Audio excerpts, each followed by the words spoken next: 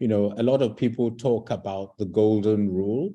And when people hear the golden rule, I think they think about, do unto others what you want others to do unto you. But for me, actually, the golden rule means the following, it's he who has the gold makes the rules. And that's why I believe that, having your own financing is very important, because you cannot have your own national strategy without having some kind of baseload of your own financing to drive that. Now, as you've said, each country is different, and each country has its own needs and priorities. I think it's important also to bear in mind that countries cannot develop without having access to plentiful and cheap energy. And that most countries in Africa, not all, but most countries in Africa are far below the level of energy access that is needed for development. And while, as has been said in the introduction, climate does affect Africa disproportionately. Unfortunately, development is another one of our problems. And therefore, each country needs to think about how to balance what it's doing around climate with its own development aspirations. I also believe that as of today, it's, given our level of technology, it is very hard for countries to move to a completely sort of renewable energy solution due to the intermittency and the lack of storage. I think, for example, there was a point where Kenya actually had so much renewable energy that it was becoming difficult, relative to baseload, that it was becoming a bit difficult to manage the grid in a sort of cheap and efficient manner. So I think that these are some of the considerations that need to be taken into account. The other thing that afflicts, sadly, many African countries is that there isn't, there isn't a grid. So in many countries, sort of less than 50% of people actually have access to the grid. Which means that, a lot of off-grid, mini-grid type of solutions can be useful. And, this actually plays into the strengths of some of the renewable energy solutions like solar and wind to some extent. But it also means that sort of large-scale grid-based solutions are difficult. And this is compounded somewhat by the fact that in many African countries, the off-taker from the grid, namely the national utility, is tend to be, frankly, insolvent, and therefore very hard to lend to because they're not themselves credit-worthy. And a lot of time, effort, and money is spent actually navigating around the lack of bankability of national utilities in various countries. So again, different types of solutions would be needed to take into account these factors. And this is why I think self-financing, before I go into that, the other thing I think broadly around climate finance, which is not maybe directly related to net zero targets and things like that, is that it's important, in my view, for African countries to look at the new economy that is coming around climate and figure out how they can position themselves to take advantage of that. For example, I don't think that there are many companies in Africa that are in the battery value chain, despite the fact that actually many of the raw materials for those batteries, EVs and other things to do with solar energy and electrical power actually come from within Africa. Now, I do know that there are initiatives. I think there's one that's happening with Afrexim Bank, which is based in Cairo, as you know, to try and develop this. But I'm not sure there are any major companies doing that yet. I think forestry is another area that certain African countries should take. Now, I don't have the exact numbers, but I believe that if you actually take the negative value of the forests that Africa has and combine that with the low carbon emissions already that we produce, that we're actually probably not too far away from some sort of net zero already. And I think that should be taken into account. And I think that we should look at how to do two things. One is how to get credit and financing to essentially plant more forests or reforest areas that have become deforested, because as far as I'm aware, today, forestry is perhaps the only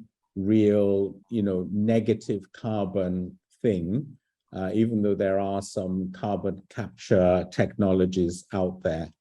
But I think forestry is really the only negative carbon thing that is, somewhat cost effective.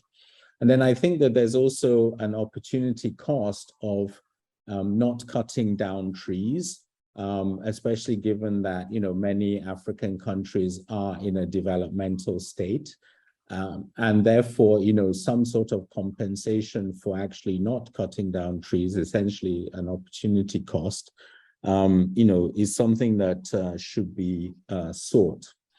The other two things I would say are, one, that, and this is what a lot of people don't focus on, is the cost, time, and expertise of developing projects. So it's all very well to say, okay, we want to develop a 1 gigawatt solar farm, but somebody has to go through the process of doing all the permitting, the planning, getting the environmental studies done, negotiating the power purchase agreements, et cetera. This costs money, this takes time, this requires expertise, and those things are not really readily available on the African continent, which again means that the projects are very often developed, or at least a lot of the input into the development is taken up by other people, and therefore those projects may not be optimal. So thinking around how to develop projects, and again, organizations like Africa 50 are focused on this, but I think that more can be done, and I think that is very important within the whole, figuring out what your energy mix needs to be and how you can go forward. I think the final point is, and again, there are things around Africa already that focus on these things, but we need to, I think, up our game, is around providing credit guarantees. So as I mentioned, a lot of the utilities that would be off-taking power are not bankable.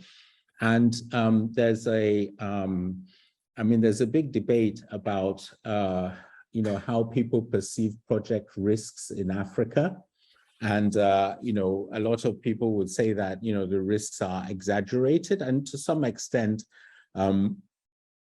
there's some evidence to show this. For example, Moody's every year produce a study which shows the, the events of default in infrastructure projects in different regions.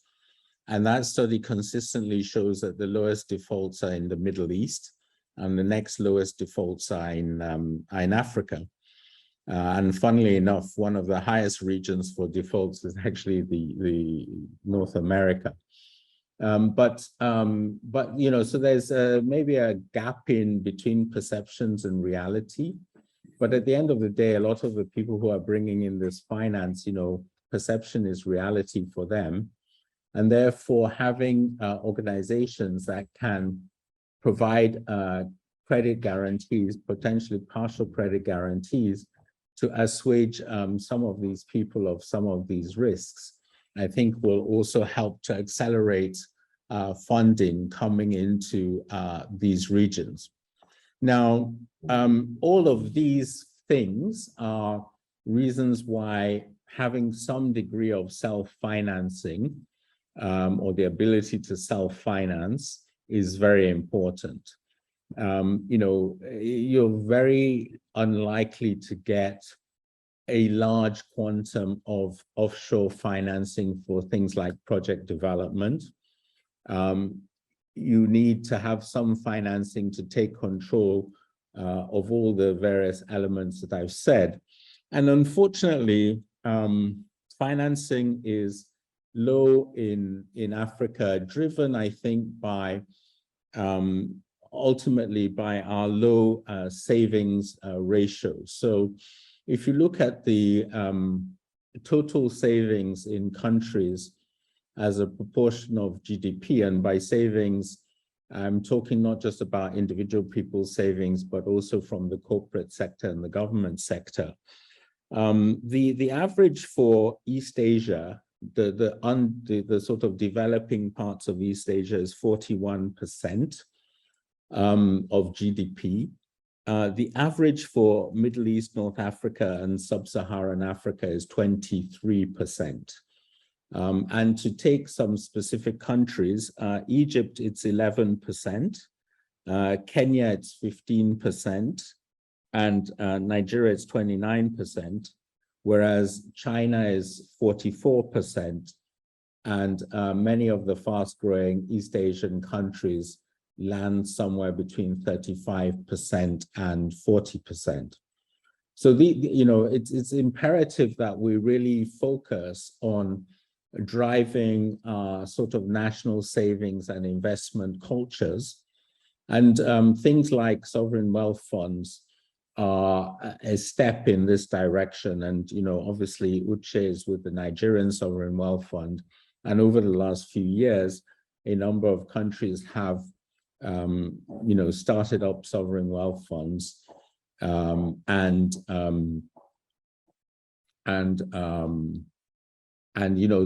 sovereign wealth funds are often taking initiatives in various important areas. Things also like pension reform are important to drive individuals saving into pensions. And if I mentioned the number of 29% for Nigeria. This used to be 12–15%. But the start of a national pension industry is what's driven it up, at least partially, to the 29%. Obviously, these sort of fundamental reforms take some time, and sort of before those happen, it's useful for African governments to, and also I think it's important for us to work together as well, as Dr. Abla said. And I was pleased to see that or not all, but a lot of the sovereign wealth funds in Africa and the Middle East actually got together. I think it was in Morocco some time ago, to start a process where they cooperate with each other.